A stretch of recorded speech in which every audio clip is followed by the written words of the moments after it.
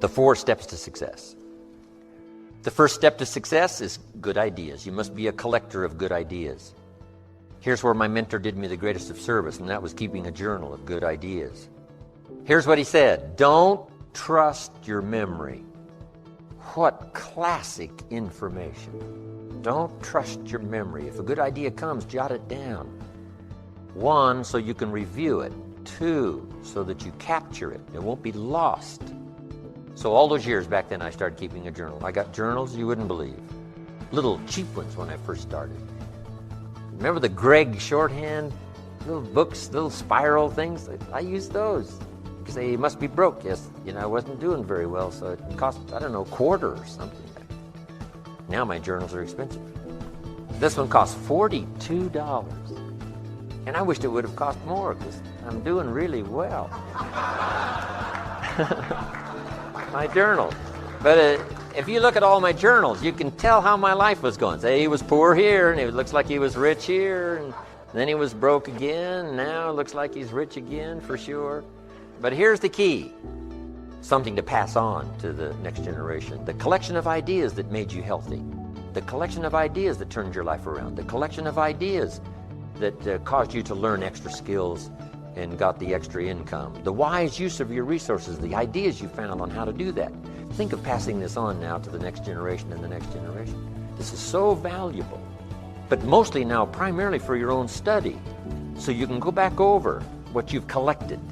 And in a now different place, same ideas, but now that you're in a different place, you'll see it in a whole new light on how it will help change your business, help change your career, your future, relationships, and all the rest. Keeping a journal, right? Now this is for serious students. Non-serious students don't need to keep a journal.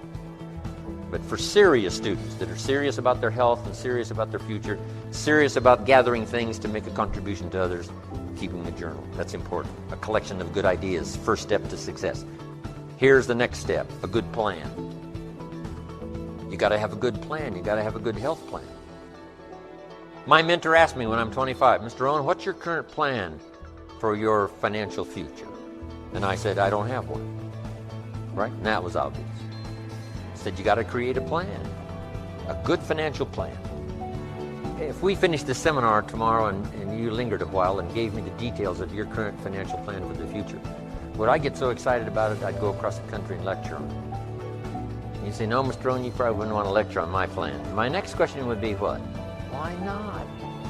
Have you reached this point in your life's maturity and you don't have a plan that's got you up early and keeping you up late that you're excited about unfolding?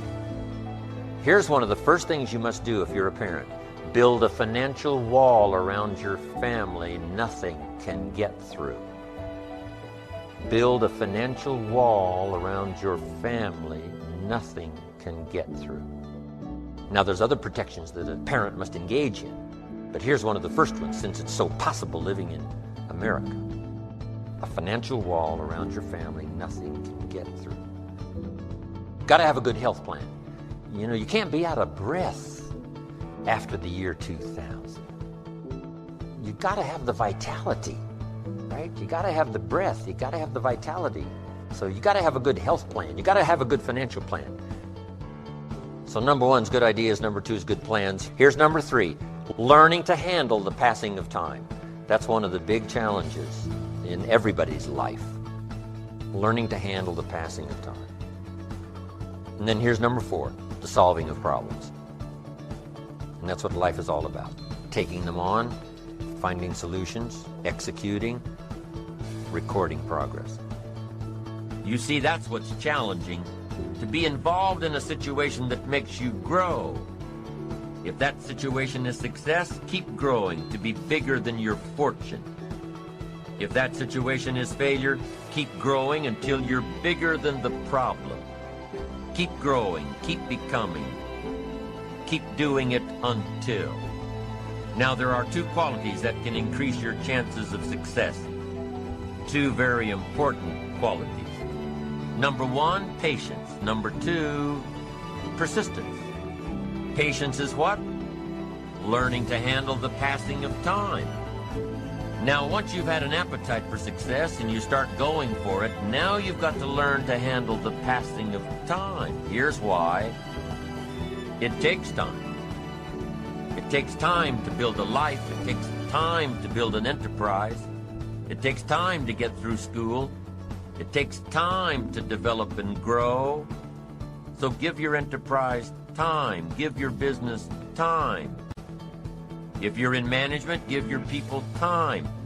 If you're a parent, give your kids time. Don't be too short, too quick. Give them time.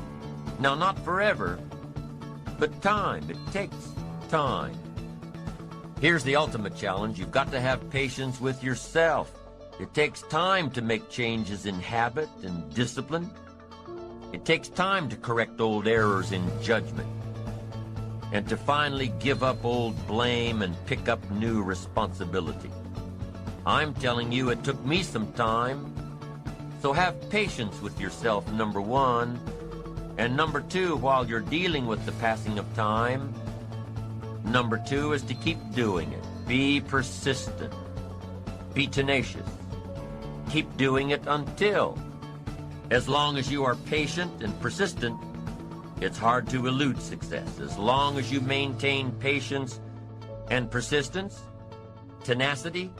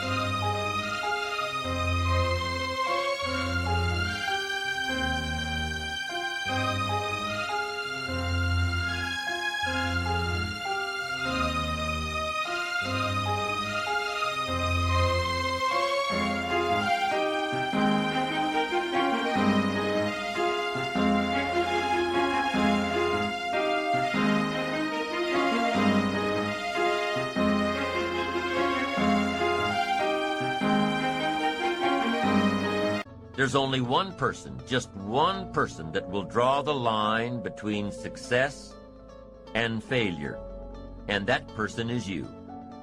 So be patient. Be persistent. You need both patience and persistence together, and here's why. Lack of patience is probably the worst enemy of ambition. While your ambition keeps growing, keeps moving, keeps looking for new ways to succeed, impatience tends to grow frustrated. Impatience won't allow for persistence. Impatience wants to give up. Impatience calls discouragement failure. But your ambition won't let you give up so easily, not if you're persistent.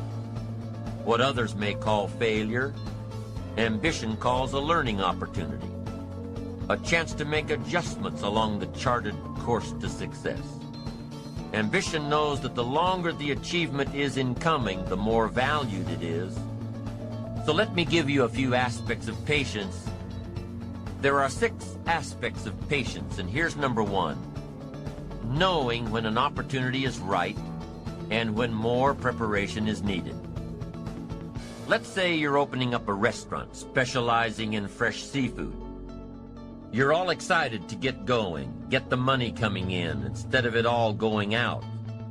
You're all excited. So because you're all excited, you want to open early. Your impatience gets the best of you. And so you do, open before your scheduled grand opening. Customers start coming in. They're all excited about this new great restaurant. And everybody wants some fresh seafood. They're all ordering fresh seafood from the menu. But now you panic. You haven't got any. You're not ready. The fresh seafood shipment won't come in for a week. Impatience has just killed the restaurant. Your impatience just lost you credibility in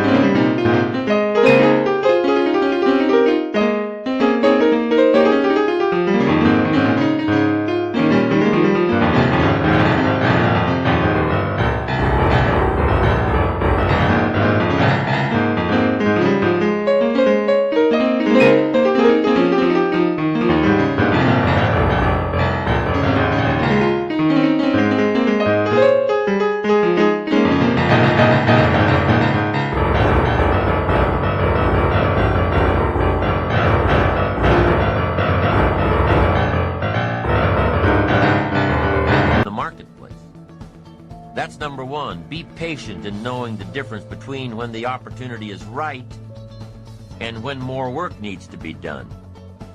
Here's number two.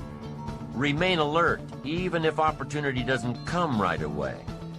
Make sure that your patience allows you to keep your eyes open and ready for opportunity. Keep looking. Number three, keep preparing for opportunities, even if there's a delay. Even if things aren't going just the way you think they should, keep your disappointments at bay and keep getting ready for opportunities. Be prepared, always be prepared. Don't let impatience allow you to give up. Number four, impatience. Don't let small disappointments discourage you. Don't let the little successes delude you. Avoid the emotional roller coaster that will always disrupt your plan. Number five, if you're waiting on the decisions of others, be patient. You cannot control the decision-making abilities of others. Don't be frustrated about what you have no control over. And number six, take a vacation from your ambition. If you've been working day after day, week after week, month after month without a break, take a vacation from your ambition. The ambition will have a stronger pull than ever when you come back to it. Persistence is patience in action. Persistence is creative, always looking for new opportunities. Persistence is courageous. It doesn't give in to fear. Persistence is hopeful. It doesn't let discouragement through the door. Persistence is positive. It keeps you on track with your plans and your goals. Patience and persistence are both required for success.